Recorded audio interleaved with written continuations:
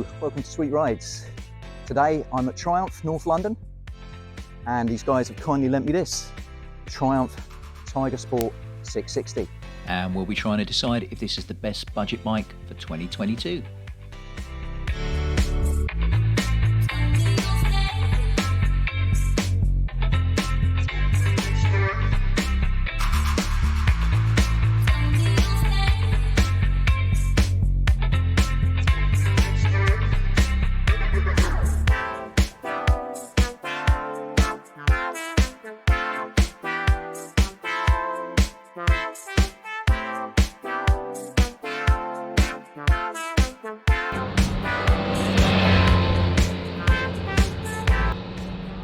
So as a company, Triumph are bucking the trend right now. They're increasing their market share across the world. And with bikes like this, it's easy to see why.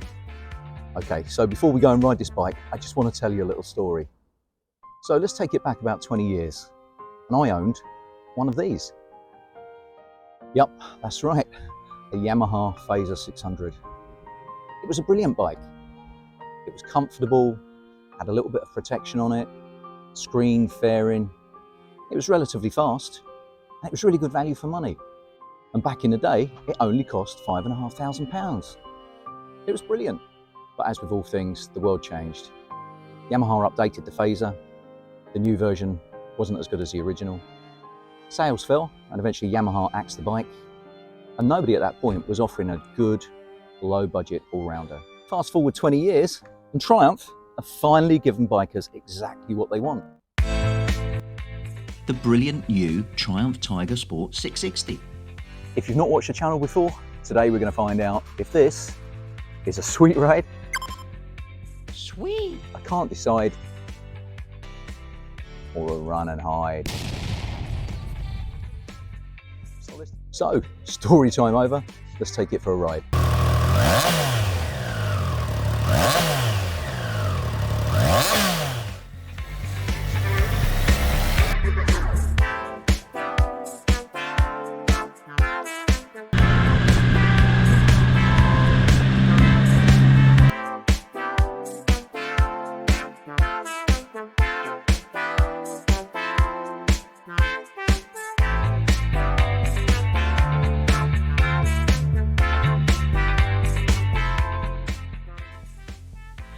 So the Triumph has a 660cc triple cylinder engine, and if you've never tried a triple, you really should. You get the best of both worlds. Almost as much torque as a twin, but an engine that will rev up almost as high as a 4-cylinder bike. It's a great combination for a road bike. The engine produces about 80 horsepower and 64 newton meters of torque. Okay, it's no sports bike. It's not going to pull your arms off, but it really surprised me. It loves to rev, and you can really get the best out of it without worrying about everything getting too scary.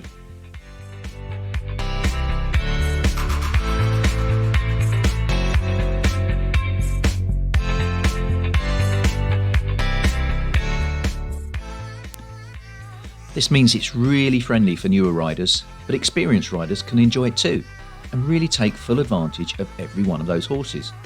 I've got to admit, I had a lot more fun on this bike than I was expecting. The bike is readily available with an A2 restrictor kit, so it's a great choice for younger or less experienced riders working their way up onto a bigger bike.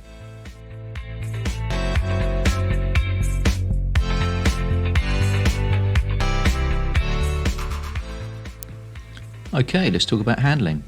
This bike is relatively light at just 206 kilograms wet, so it's quite a flickable bike. Experienced riders will really be able to push this bike to its limits and have plenty of fun getting there, especially in the twisties.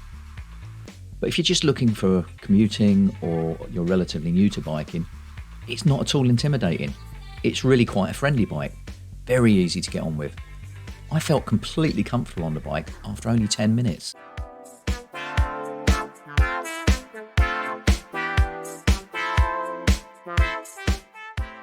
The Showa suspension is well set up for everyday road riding. It's only once you start to push on that the bike becomes a little unsettled. But to be honest, once you reach that point, you're probably riding well beyond road legal speeds.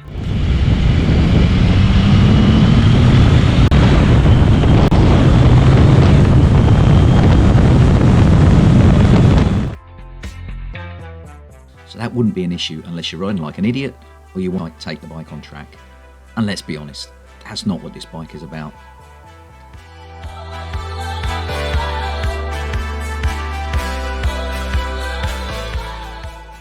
There's no adjustment on the front forks, but there is a preload adjuster on the rear, and that's great if you're going to carry passengers or heavy luggage.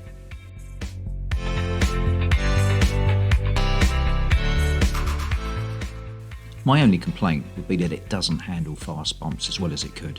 You do feel potholes and breaks in the tarmac, but at this price point, I think the suspension is more than capable.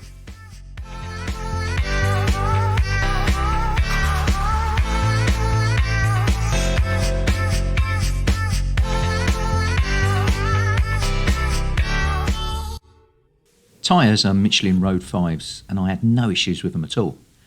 I'm quite an experienced rider, and I did push the bike quite hard in corners where possible. But the tyres didn't complain at all and just kept gripping all day long. I can't say what they'd be like in the wet or on a track, but on your average UK dry day, they were certainly up to the job.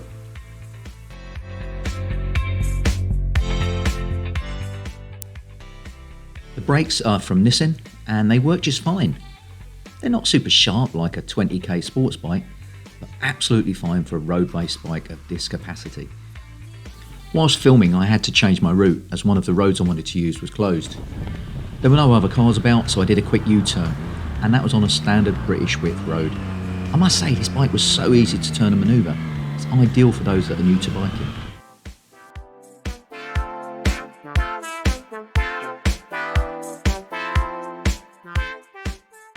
Okay, so let's talk about comfort.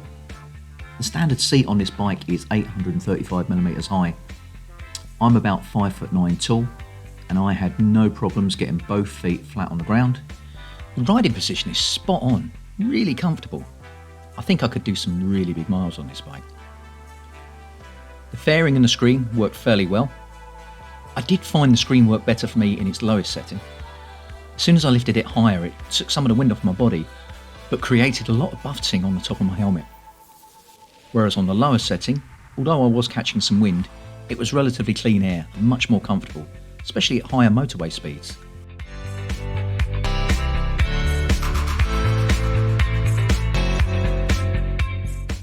To improve the bike further, Triumph offers a full suite of accessories, including side and top boxes, hand guards, engine and frame guards, as well as alarms and security.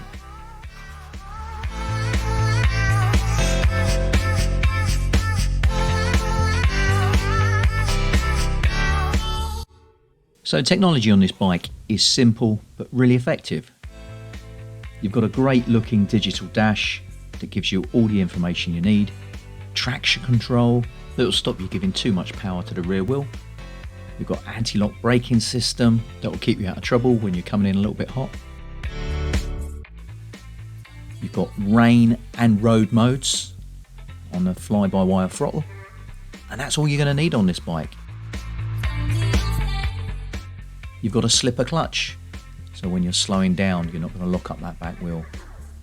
You've got everything you need on this bike, but it keeps it really simple and it's all really easy to use.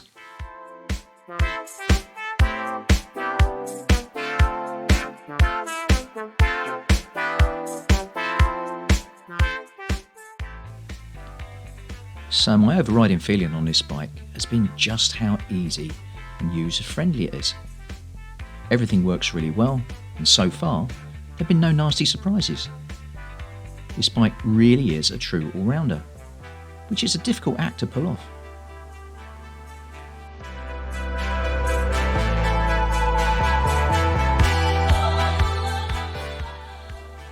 We've been out for quite a while, so let's head back and let's take a closer look at the facts and figures.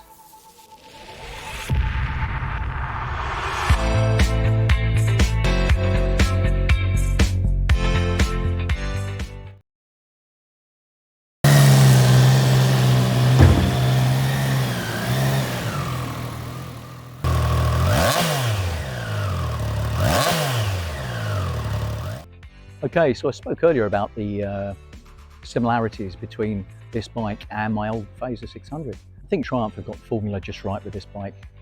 The Phaser was a massive hit all those years ago, and this one's going to do exactly the same. From a design point of view, I really like the design. It's sporty, it's modern. I think Triumph have done a really good job with it, and it's going to appeal to a wide range of customers.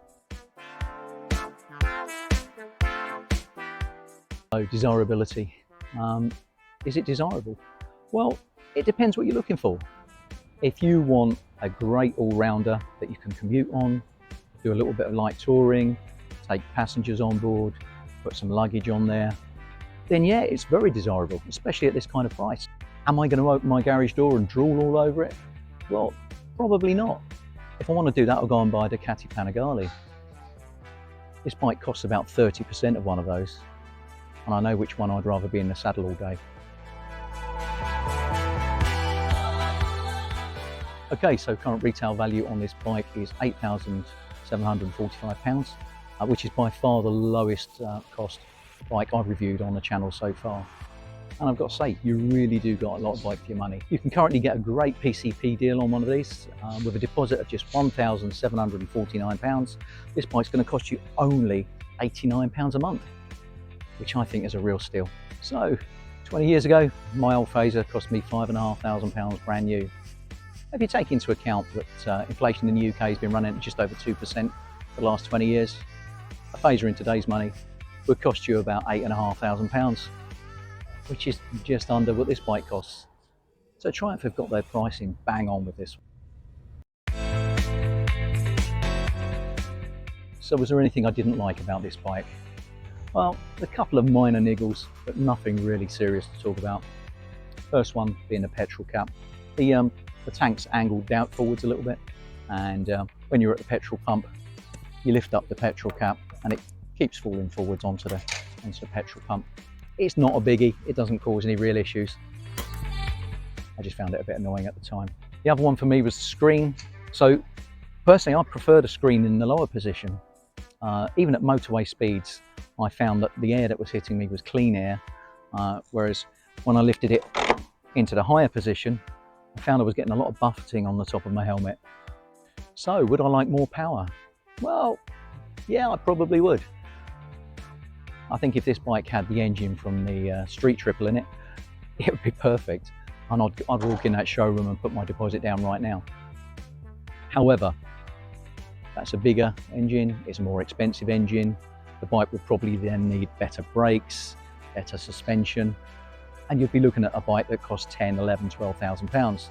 Obviously, one of the big selling points of this bike is its value for money. I honestly think Triumph have got it right with this one. So if you're in the market for this type of bike, then you know it really is a great bike. So is it the best budget bike of 2022? Well, it's definitely the best budget bike I've ridden so far, but you'll have to look out for my upcoming reviews. Personally for me, it's a kind of a hard to decide. As I said, I'm used to something with a bit more power, but this bike didn't let me down anywhere today. So do I really need it? Once again, I'd like to thank Craig and Toby and the rest of the guys here at North London Triumph for lending me the bike. It's much appreciated. If you've enjoyed the video today, please like and subscribe and keep sending me your messages. I do try to reply to all of them as quickly as I can. If you've got any bikes you want me to ride and review, please let me know. We'll see you next time on Sweet Rides.